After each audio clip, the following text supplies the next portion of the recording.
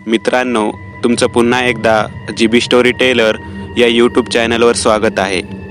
आजच्या आपल्या गोष्टीचं नाव आहे शेवटचा प्रयोग. लेखक के. पण गोष्ट सुरू करण्याआधी जर कोणी या चॅनलवर पहिल्यांदाच आलेले असाल तर त्यांनी ह्या चॅनलला सबस्क्राईब करायला विसरू नका. चला तर मग अजिबात वेळ न घालवता गोष्टीला सुरुवात करूया.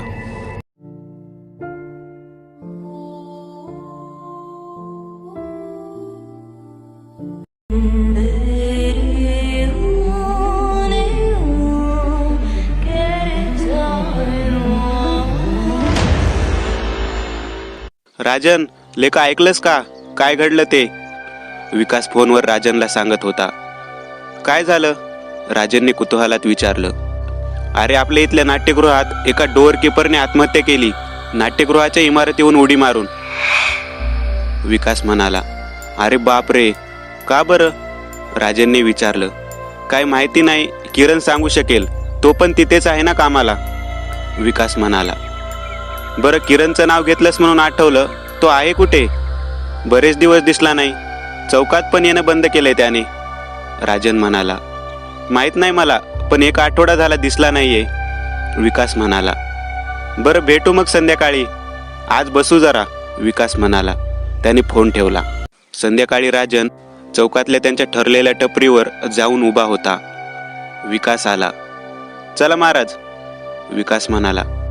एक काम करू, जाताना किरणकडे पण जाऊ, बघू भेटला तर. राजन म्हणाला. ते दोघे गाडीवर बसले आणि 5 मिनिटाच्या अंतरावर असणाऱ्या नाट्यगृहाजवळ आले. तिथं आज कुठलाच प्रयोग नव्हता, त्यामुळे गर्दीही नव्हती.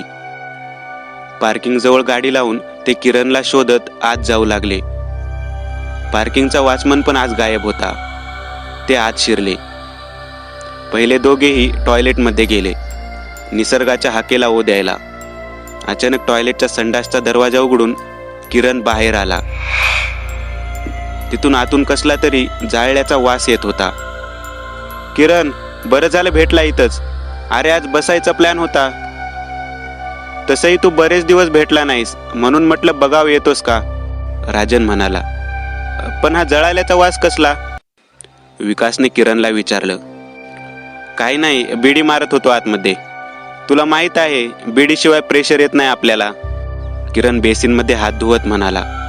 बरं, मग येतोस ना, बारला बसू. राजनने विचारलं. अरे, बारला पैसे कशाला घालवतो? तुम्ही बाहेरून पार्सल घेऊन या, वर बाल्कनी रिकामीच आहे, तिथं बसून निवांत. तसंही मला बाहेर जाता येणार नाही, माझी ड्युटी चेंज झाली आहे 1 आठवड्यापासून. बरं चालेल, आम्ही घेऊन येतो दारू. पण काही प्रॉब्लेम नाही ना होणार? विकास म्हणाला. नाही रे, काही नाही. आज आणि उद्याचे सगळे प्रयोग रद्द झालेत आणि इथला स्टाफ, मी आणि वॉचमन सोडून सगळे सुट्टीवर आहेत. बरं म्हणत राजन आणि विकास दारूचं पार्सल आणायला गेले. 15 मिनिटात ते परत आले. रात्रीचे 8:30 झाले होते. आता तिघेजण त्या सुनसान नाट्यगृहाच्या बाल्कनीमध्ये पोहोचले. एक व्यवस्थित कोपरा शोधून तिथं तिघेही ग्लास भरून निवांत मदिरापानाचा आस्वाद घेऊ लागले. इकड तिकडच्या गप्पा सुरू झाल्या. किरण्या, इथं कोणी आत्महत्या केली रे काल? विकासने विचारले. अरे, तो डोअर कीपर होता ना, पवार म्हणून, गच्चीवरून उडी मारली. किरण म्हणाला. कारण काय? राजनने विचारलं. खरं तर मला पण माहित नाही, पण गेले 7-8 दिवस वेड्यासारखं करत होता. एकटाच बडबड करत असायचा. मी बोलायला गेलो की एकदम आरडाओरडा करायचा आणि सैरभैर पळत सुटायचा. काल पण असंच झालं. कोणीतरी बोलायला गेलं त्यांच्याशी तर पळत पळत टॉयलेटमध्ये आला. मी तिथं होतो. मग पळत गच्चीवर गेला आणि 5 मिनिटांनी त्याची बॉडी खाली पडली होती.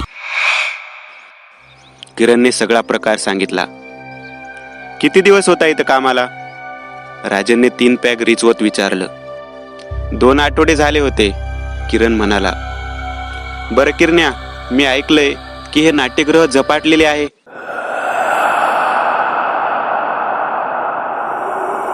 इथं भूताखेतांचा वावर आहे, कितपत खरं आहे? विकासने विचारलं. खरं आहे.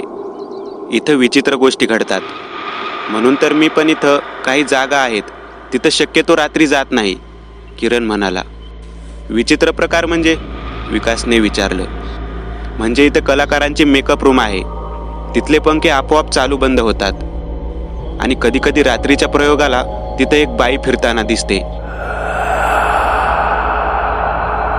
त्यामुळे तर रात्री शेवटचा प्रयोग 8-11चाच ठेवला जातो. आणखी बऱ्याच गोष्टी आहेत, किरण म्हणाला. ही हळूहळू तिघेही मध्यधुंद अवस्थेत गेले आणि राजन विकास तिथेच आडवे झाले. त्या दोघांनाही झोप लागली. किरण थोडा शुद्धीत होता. तो भिंतीला टेकून बसून राहिला. नाटकाच्या प्रयोगाची पहिली बेल वाजली आणि त्या कर्कश आवाजाने राजन आणि विकास जागे झाले. किरण भिंतीला टेकून डोळे मिटून होता. अचानक झालेल्या त्या बेलच्या आवाजाने राजन आणि विकास एकदम दचकले होते. नाट्यगृहात आता अंधार होता आणि तितक्यात स्टेजचा पडदा हळूहळू बाजूला झाला. स्टेजवर लाईट सुरू होता आणि एक माणूस स्टेजवर आला. तर रसिको हो, आज सादर करत आहोत आपलं लाडकं नाटक शेवटचा प्रयोग, असं म्हणून तो स्टेजवरून मागे निघून गेला आणि ते नाटक सुरू झालं. एक एक करून कलाकारांचे प्रवेश होत होते. राजनने घड्याळ पाहिलं. 12 वाजून गेले होते. अरे पण हा तर म्हणला होता रात्री 8 ते 11चा हा शेवटचा टाइम असतो. त्यानंतर कुठलंही नाटक आता हे लोक लावत नाहीत. राजन विकासकडे बघत म्हणाला. हो रे, आणि प्रेक्षक कुठं आहेत? विकास म्हणाला. आणि तितक्यात बाल्कनीच्या पहिल्या रांगेच्या खुर्चीवरून एका माणसाने मान मागे वळवत त्यांच्याकडे. तो विचित्र दिसत होता. त्याची नजर तर त्याहून विचित्र होती. तो पुन्हा स्टेजकडे बघू लागला. ए किरण्या, उठ, चल आम्हाला खालीपर्यंत सोडून ये, राजन किरणला उठवत म्हणाला. बसा थोडा वेळ, डोळे बंद ठेवूनच किरण म्हणाला. नको, तू बस, आम्ही निघतो, विकास म्हणाला. राजन आणि विकास उठून उभे राहिले. त्यांची नजर बाल्कनीमधल्या खुर्चीवर पडली आणि दोघांना धक्का बसला. कारण बाल्कनीमध्ये जवळपास 4 ते 5 लोक बसून नाटक बघत होते. सगळेच लोक विचित्र दिसत होते. एक म्हातारी होती जी मळकट आणि फाटलेल्या 9वारी साडीत बसून नाटक बघत होती. 2 जण वॉचमन सारख्या कपड्यात होते, तर एक माणूस सुटाबुटात होता. ही लोक कोण आहेत आणि इथं कधी आली? विकास राजनकडे बघत म्हणाला. तो खूप हळू आवाजात बोलला होता, पण त्याचं बोलणं संपतच होतं तेवढ्यात बाल्कनीमध्ये बसलेली ती लोक एकदम त्याच्याकडे मान वळवत बघू लागली. एकटक त्याच्याकडे त्यांच्या त्या विचित्र नजरा टिकून राहिल्या. पण विचित्र गोष्ट तर ही होती की स्टेजवरचं नाटक सुद्धा तेवढे क्षण थांबून राहिलं. स्टेजवर असलेले कलाकार विकासकडे काही क्षण बघत राहिले. बाल्कनीतली लोक परत स्टेजवर चालू असलेलं नाटक बघू लागले आणि त्या क्षणी नाटक पण चालू झालं. आपण झोपलो होतो तेव्हा आले असतील. जाऊ दे, चल इथून, मला काही जागा बरोबर वाटत नाहीये. राजन बोललाच होता की परत ते लोक राजनकडे यंत्रवतपणे मान वळवत बघू लागले. स्टेजवरचे कलाकारही राजनकडे बघत स्तब्ध होते. सगळंच विचित्र चालू होतं. आता राजन आणि विकास तोल सांभाळत बाल्कनीतून चालू लागले. त्यांनी खाली असलेल्या खुर्च्यांकडे पाहिलं. तिथं 10-12 प्रेक्षक होते, पण सगळे वर त्या दोघांना बघत होते. त्या नाटकातले कलाकार, बाल्कनीत असलेले प्रेक्षक आणि खाली असलेले प्रेक्षक स्तब्ध होऊन त्या दोघांना बघत होते. हळूहळू चालत ते बाल्कनीच्या दालनातून बाहेर आले आणि एका क्षणात नाटक पूर्ववत सुरू झालं. बाहेर येताच विकास राजनला म्हणाला. अरे हे नक्की काय होतं?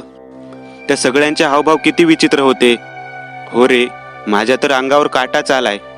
पण जाऊ दे, निघू इथून, राजन म्हणाला. अरे पण किरण्या तिथंच राहिला, विकास म्हणाला. त्याचं सोड, मला खूप विचित्र वाटतं इथं, राजन म्हणाला. ते घाईघाईने खाली जाणाऱ्या जिन्याकडे येऊ लागले. तितक्यात परत ती कर्कश अशी बेल वाजली आणि कानठाळ्या बसल्या. दोघांनी कानावर हात ठेवले. अचानक सगळं शांत झालं. ते पायऱ्या उतरून खाली आले. सगळीकडे अंधार होता. अचानक छोटे छोटे बारीक दिवे उघडझाप करू लागले. ते दोघे बाहेर जायला रस्ता शोधू लागले, पण काहीच कळत नव्हतं. जणू काय एखाद्या चकव्यात सापडल्यासारखे सगळेच मार्ग एकसारखे दिसत होते. तितक्यात नाट्यगृहाच्या हॉलमधून एक माणूस बाहेर येताना दिसला. तो सरळ बघत होता. त्याची हालचाल अगदी यंत्रवत वाटत होती. तो सरळ चालत टॉयलेटकडे जात होता. तो अंधारात दिसेनासा झाला. अरे, याला विचारलं असतं, राजन म्हणाला. कानामागून एक थंड स्वर राजनच्या कानी पडला. काय मदत करू आपली? राजन आणि विकास दचकून मागे वळले आणि त्यांना धक्काच बसला. अहो, तुम्ही आताच त्या दिशेला गेलात, मग लगेच आमच्या मागे येऊन कधी उभे राहिलात? विकास थरथरत उसना अवसान आणत म्हणाला. मी इथेच होतो बाळा, खूप आधीपासून इथेच आहे मी.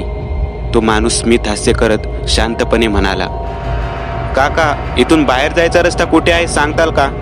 राजनने विचारलं. नाही माहीत, मीच शोधतो इथून मुक्तीचा मार्ग. तो माणूस निराशेच्या स्वरात म्हणाला. म्हणजे काय म्हणायचंय? विकासने विचारलं. मला पण इथून बाहेर जायचं होतं, पण हा प्रयोग संपत नाही तोवर नाही जाता येत. आणि हा प्रयोग कधीच पूर्ण होत नाही. कित्येक वर्ष हे असंच चालू आहे. तो माणूस थंड आवाजात म्हणाला. मी इथून बाहेर जाण्याचा प्रयत्न केला, पण ती माझा मार्ग अडवते. असं म्हणत त्या मध्यमवयीन म्हाताऱ्याने राजनच्या खांद्यावरून मागे बोट दाखवत. राजन आणि विकास तो बोट दाखवत असलेल्या दिशेने बघू लागले. अंगातलं रक्त गोठवणारं ते दृश्य बघून दोघांची दारूच काय, पण झोपही उडाली. समोरच्या कोपऱ्यात एक स्त्री उभी होती. तिच्या अंगावर एक मळकट पांढरा असा गाऊन होता. केस मागे बांधलेले, कपाळावर मोठं कुंकू होतं, लाल बुंद, पण खोल गेलेले डोळे, चेहरा पांढरा पडलेला, तोंड रक्ताने माखलेलं. पण ती एकटी नव्हती. तिच्या पायाखाली एक प्रेत होतं. त्या प्रेताच्या छातीवर पाय ठेवून ती गुरगुरत होती. अचानक लाईट पूर्ववत झाली आणि राजन विकासची दात खिळी बसली, कारण ते प्रेत त्याच माणसाचं होतं ज्यांच्याशी इतका वेळ ते लोक बोलत होते. त्यांनी मागे वळून पाहिलं, तो तिथे नव्हता. किंचाळत ते दोघे विरुद्ध दिशेला पळाले. तिथे पुढे मेकअप रूम होती. जीव वाचवण्यासाठी ते मेकअप रूमच्या आत शिरले आणि दार बंद करून घेतलं. अरे, हे चाललंय का इथं? राजन घामाघूम होत विकासला म्हणाला. काहीच कळत नाहीये. इथून बाहेर कसं पडायचं हाच विचार करतोय. विकास दम खात म्हणाला. तिथं पाण्याचा माठ भरलेला दिसला. दोघेही पाणी पित होते. पाणी पिऊन विकास मागे वळतच होता आणि तो जोरात किंचाळला, कारण इतका वेळ रिकाम्या असलेल्या आरशासमोरच्या खुर्चीवर एक महिला बसून आरशात बघत मेकअप करत होती. तिच्या सडलेल्या चेहऱ्यावर ती जसजशी मेकअप लावत होती तसतसा तिचा चेहरा सामान्य होताना दिसत होता. राजन आणि विकास तो भयानक प्रकार पाहत होते. त्या दोघांची नजर आरशावर पडली आणि त्यांची वाचाच बसली. आरशात तिचं प्रतिबिंब नव्हतं. तिने तिची मान 180 डिग्रीमध्ये वळवत मागे दोघांकडे पाहिलं आणि ती विकृतपणे हसली. किळसवानं दृश्य होतं ते, कारण तिचा चेहरा तरुण महिलेचा होता, पण तिच्या तोंडात एकही दात नव्हता. ते दोघे दार उघडून बाहेर पळत आले. नाट्यगृहाची ती लॉबी पूर्णपणे सुनसान होती. दोघेही सावधपणे चालत बाहेर जायचा मार्ग शोधत होते. कानावर आतमध्ये चालू असलेल्या नाटकातील संवाद ऐकू येत होते. टाळ्यांचे, हास्याचे आवाज ऐकू येत होते. हळूहळू ते पुन्हा त्या कॅन्टीनच्या स्टॉलजवळ आले होते. आता थोडं पुढं गेलं की टॉयलेट आणि मग बाहेर पडायचा रस्ता होता. त्या दोघांच्या अशा पल्लवीत होऊ लागल्या होत्या. समोसे, वेपर्स, चहा, कॉफी देऊ का साहेब? अचानक कानावर पडलेल्या आवाजाने राजनची बोबडीच वळली. मागे पाहतो तर इतका वेळ रिकामा असलेल्या कॅन्टीन स्टॉलवर एक वृद्ध माणूस बसलेला दिसला.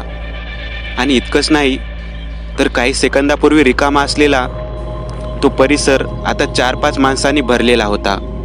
नको म्हणत राजन पुढे चालू लागला. विकासने हळूच मागे पाहिलं. तिथं असलेला तो वृद्ध व्यक्ती आणि बाकीचे 4-5 जण राजन आणि विकासकडे एकटक बघत होते. नजर चोरत विकास आणि राजन पुढे पुढे चालत होते. राजनने न राहावत परत एकदा मागे पाहिलं आणि त्याचं काळीज तोंडाशी आलं. त्याचं डोकं सुन्न झालं, कारण आता त्या दोघांच्या मागे जवळपास 40 ते 50 लोक स्तब्ध होऊन उभे होते. घामाघूम झालेले चेहरे, मळकट कपडे आणि चेहऱ्यावर निर्विकार भाव, थंड नजर. त्या 40-50 लोकांच्या गर्दीत मगाशी दिसलेले चेहरे तर होतेच, शिवाय नाटकात अभिनय करत असलेले कलाकार पण होते.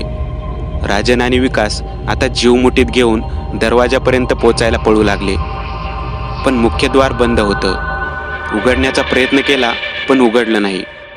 ए टॉयलेटमध्ये चल, तिथल्या खिडकीतून बाहेर पडू, राजन विकासला म्हणाला. दोघेही पळत टॉयलेटमध्ये गेले आणि दार बंद करून घेतलं. ते बाहेर पडायला खिडकी बघू लागले. सगळ्या संडासचे दरवाजे आतून बंद होते. फक्त एकाचा दरवाजा अर्धवट उघडा दिसत होता. राजन, ते बघ, ते उघडा आहे. दोघेही पळत ते दार ढकलत आत पोहोचले. एक प्रेत अर्धवट जळालेल्या अवस्थेत लटकत होतं. राजन किंचाळत मागे सरकला. त्याने नीट पाहिलं. प्रेताचा अर्धवट जळलेला चेहरा बघून त्यांच्या पायाखालची जमीनच सरकली, कारण तो दुसरा तिसरा कोणी नसून किरण होता. म्हणजे रात्री ज्याच्याबरोबर दारू पिलो तो किरण जिवंतच नाहीये. आपण एका प्रेतात्म्याबरोबर होतो रात्री, विकास म्हणाला. म्हणूनच तो जेव्हा बाहेर आला तेव्हा काहीतरी जळल्याचा वास येत होता, राजन म्हणाला. त्यांनी पुन्हा हात डोकावलं. आता तिथं ते प्रेत नव्हतं. समोर खिडकीची काच फोडून राजन खिडकीतून बाहेर आला. विकास पण बाहेर आला. कसाबसा जीव वाचून ते बाहेर आले. घड्याळात 5 वाजले होते. पुन्हा तीच कर्कश बेल वाजली. ती प्रयोग संपायची बेल होती. दुसऱ्या दिवशी सकाळी राजन आणि विकास पुन्हा तिथं आले. नाट्यगृहाच्या वॉचमनला किरणबद्दल विचारलं. किरणने 8 दिवसापूर्वीच जाळून घेऊन आत्महत्या केली होती. त्याची नाईट ड्युटी सुरू झाल्यानंतर तो वेड्यासारखा वागत होता. म्हणायचा रात्रीचा शेवटचा प्रयोग आणि त्या प्रयोगाची बेल त्याला झोपू देत नसे. त्याचं मानसिक संतुलन बिघडलं होतं. आणि त्याच्यानंतर अजून एक डोअरकीपरने पण आत्महत्या केली.